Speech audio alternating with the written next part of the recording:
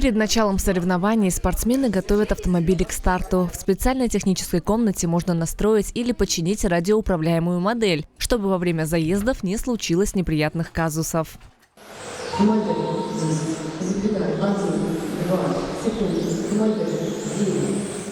Все как на настоящих гонках, только автомобили уменьшены в несколько раз. В областных соревнованиях по радиоуправляемым моделям принимают участие спортсмены городского центра юных техников и юные гонщики из разных городов региона. Есть и любители автоспорта из Екатеринбурга. Семен Пышков представляет златоустовскую команду. Участие в подобных турнирах уже принимал, говорит юноша. Поэтому сегодня автомобиль в полной боевой готовности.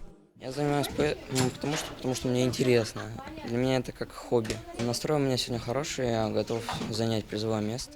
Правила во многом схожи с большим автоспортом, рассказывают организаторы. Среди отличий здесь нет разового заезда. Участникам придется пройти через квалификацию и 3 финальных гонки по 5 минут. Последние 2 идут в зачет. Вместо топлива и ключа зажигания мощные аккумуляторы и пульт, с помощью которого запускается модель.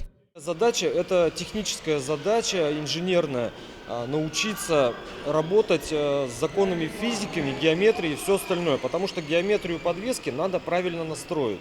Спортсмены настраивают сход-развал, центр тяжести, клиренс и все остальное. Потому что они едут 5-минутный заезд, и каждый круг они пытаются ехать как можно быстрее, поймать вот эту грань потери машины и максимально быстрого входа в поворот. И здесь каждая тысячная секунда очень важна. И насколько правильно спортсмен подобрал настройку геометрии шасси, от этого будет зависеть его максимальный результат. В Кубке приняли участие спортсмены самого разного уровня, от новичков до опытных профессионалов. К примеру, Лев Нестеров уже 7 лет занимается автомодельным спортом. Это увлечение не просто хобби, признается юноша. Занятия помогают глубже вникнуть в такие школьные предметы, как физика, черчение и геометрия. Все начиналось с Маверика, с такой же машинки, которая для начинающих. Постепенно начал увлекаться этим. Потом перешел на другую модель и пришел к тому, что надо больше тренироваться и заниматься этим, потому что это дает опыт.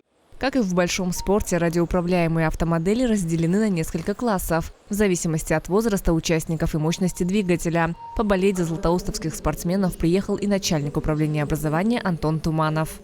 Сейчас посмотрел техническую комнату, где готовят машины к заездам. Знаете, я в таком впечатлении, в таком восторге. То есть настоящие машины, да, только уменьшенная копия, каждая деталь рабочая. На сегодняшний день техническая направленность, наверное, самая востребованная, и это направленность будущего.